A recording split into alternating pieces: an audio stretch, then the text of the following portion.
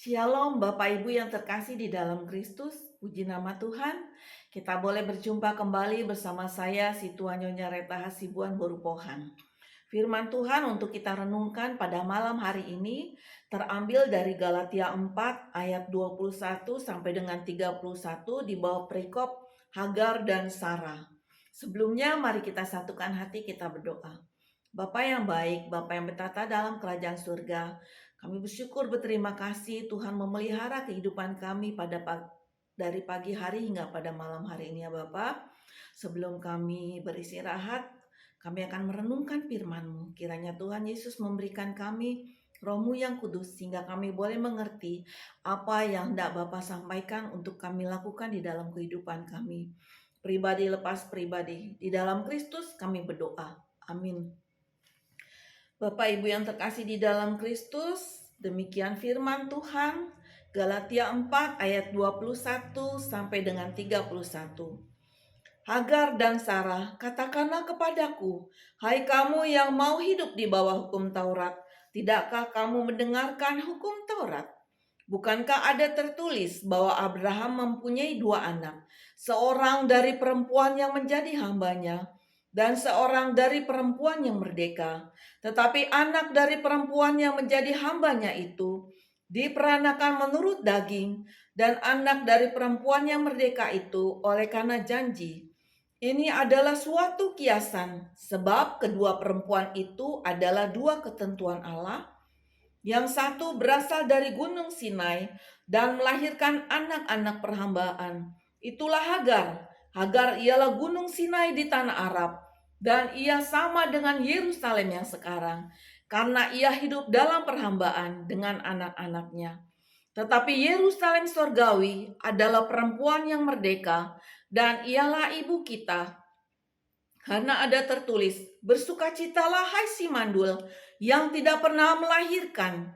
Bergembira dan bersorak-sorailah, hai engkau yang tidak pernah menderita sakit bersalin, sebab yang ditinggalkan suaminya akan mempunyai lebih banyak anak daripada yang bersuami. Dan kamu saudara-saudara, kamu sama seperti Ishak adalah anak-anak janji, tetapi seperti dahulu, dia yang diperanakan menurut daging, menganiaya yang diperanakan menurut roh. Demikian juga sekarang ini. Tetapi apa kata nas kitab suci? Usirlah hamba perempuan itu beserta anaknya, sebab anak hamba perempuan itu tidak akan menjadi ahli waris bersama-sama dengan anak perempuan merdeka itu. Karena itu saudara-saudara, kita bukanlah anak-anak hamba perempuan, melainkan anak-anak perempuan merdeka. Yang berbahagialah adalah yang mendengar, merenungkan dan melakukan di dalam kehidupan sehari-hari. Bapak Ibu yang terkasih, renungan malam saya beri judul Hagar dan Sarah, dua ketentuan Allah. Hagar dan Sarah ini keduanya merupakan istri daripada Abraham yang merupakan kiasan dari dua ketentuan Allah. Kalau kita balik kepada sejarah terbentuknya bangsa Israel yang merupakan umat pilihan Allah, dimulai dari panggilan Tuhan kepada Abraham. Di dalam Kejadian 12 ayat 1, berfirmanlah Tuhan kepada Abraham, pergilah dari negerimu dan dari sanak saudaramu dan dari rumah bapamu itu ke negeri yang akan kutunjukkan kepadamu. Dan Tuhan memberikan janji pula kepada Abram. Dikatakan di dalam Kejadian 17 ayat 2, 6 dan 7. Aku akan mengadakan perjanjian antara aku dan engkau, dan aku akan membuat engkau sangat banyak. Aku akan membuat engkau beranak cucu sangat banyak. Engkau akan kubuat menjadi bangsa-bangsa, dan daripadamu akan berasal raja-raja. Aku akan mengadakan perjanjian antara aku dan engkau, serta keturunanmu turun-temurun, menjadi perjanjian kekal, supaya aku menjadi Allahmu dan Allah keturunanmu. Bapak Ibu yang terkasih, namun sampai dengan 10 tahun keluarga ini tinggal di tanah Kanaan, yaitu di tanah yang dijanjikan Tuhan, mereka belum melihat adanya suatu tanda-tanda bahwa keturunan yang dijanjikan itu akan hadir. hadir. Sehingga Sarah melalui pemikirannya, dia menyerahkan hambanya Hagar kepada Abraham untuk mendapat keturunan. Dikatakan di dalam Kejadian 16 ayat 2, berkatalah Sarai kepada Abraham, engkau tahu bahwa Tuhan tidak memberi aku melahirkan anak. Karena itu baiklah hampiri hambaku itu. Mungkin oleh dialah aku dapat memperoleh seorang anak. Dan Abraham mendengarkan perkataan Sarai.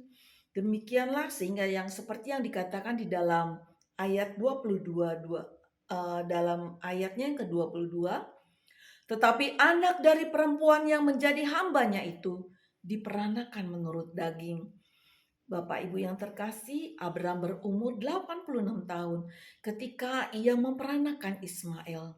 Hagar dan anak yang dilahirkannya itu adalah suatu penggambaran orang-orang yang hidup di dalam perhambaan. Mereka yang hidup di bawah hukum Taurat. Mereka yang seumur hidupnya berada dalam perhambaan oleh karena takutnya kepada maut.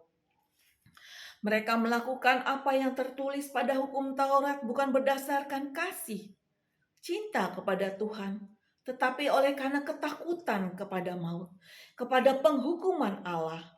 Namun anak dari perempuan yang merdeka itu oleh karena janji, sebagaimana dikatakan Kejadian 17 ayat 15 dan 16.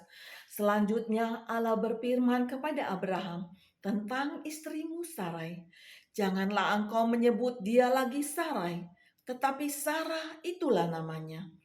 Aku akan memberkatinya dan daripadanya juga aku akan memberikan kepadamu seorang anak laki-laki. Bahkan aku akan memberkatinya sehingga ia menjadi ibu bagi bangsa-bangsa. Raja-raja bangsa-bangsa akan lahir daripadanya. Sarah melambangkan Yerusalem surgawi, perempuan yang merdeka, dan ialah ibu kita. Dan juga bagi kita dikatakan bahwa kamu saudara-saudara, kamu sama seperti Ishak adalah anak-anak janji. Bagi kita yang telah percaya dan menerima nama Yesus sebagai juru selamat pribadi, kita adalah orang-orang merdeka yang telah dibebaskan dari roh perhambaan. Yohanes 1 ayat 12 sampai 13. Tetapi semua orang yang menerimanya diberinya kuasa supaya menjadi anak-anak Allah, yaitu mereka yang percaya dalam namanya. Kita adalah orang-orang yang diperanakan, bukan dari darah atau dari daging, bukan pula secara jasmani oleh keinginan seorang laki-laki, melainkan dari Allah. Bapak Ibu yang terkasih, oleh karena itu sebagai orang yang sudah dimerdekakan dan sudah menerima karya penebusan dosa dari Yesus Kristus, baiklah melalui kehidupan kita harus melahirkan anak-anak rohani, yaitu anak-anak yang menerima Kristus sebagai Tuhan dan Juru Selamat pribadi melalui penginjilan yang kita lakukan. Memperkenalkan siapakah Yesus yang ada di dalam diri kita. Sebagaimana dikatakan di dalam 2 Timotius 4 ayat 5. Tetapi kuasailah dirimu dalam segala hal. Sabarlah menderita, lakukanlah pekerjaan pemberitaan Injil, dan tunaikanlah tugas pelayananmu sebagai wujud daripada kasih karunia Allah yang sudah memilih kita untuk menjadikan kita sebagai anak-anaknya, sebagai ahli waris kerajaan Allah. Sama seperti Ishak, kita adalah anak-anak janji. Demikian firman Tuhan, Tuhan Yesus memberkati. Mari kita satukan hati, kita berdoa. Bapa yang baik, Bapa yang bertata di dalam kerajaan surga, hamba-Mu sungguh mengucap syukur ya Bapa, oleh karena melalui firman, melalui perenungan pada malam hari ini, kami diingatkan kembali ya Bapa, akan tugas dan panggilan kami sebagai orang yang telah dimerdekakan, sebagai orang yang telah menerima Tuhan Yesus sebagai juru selamat pribadi, agar kami tidak lalai menjalankan tugas pelayanan kami ya Bapa. Demikian juga tugas sebagai pemberita Injil, menjadikan orang sebagai murid Yesus Tuhan, supaya Tuhan di dalam diri kami ini Tuhan Yesus Kristus yang ada di dalam diri kami ini Tuhan, boleh kami perkenalkan Tuhan, supaya olehnya Tuhan melalui buah-buah pemberitaan firman, nama Tuhan semakin dipermuliakan Tuhan. Terima kasih Bapa di dalam surga, kuatkan iman kami ya Bapa, untuk kami bukan hanya menjadi sebagai pendengar, tetapi sungguh-sungguh menjadi pelaku firman-Mu Bapa. Ampuni untuk segala dosa dan pelanggaran kami, sehingga kami senantiasa layak berdiri di hadapan-Mu.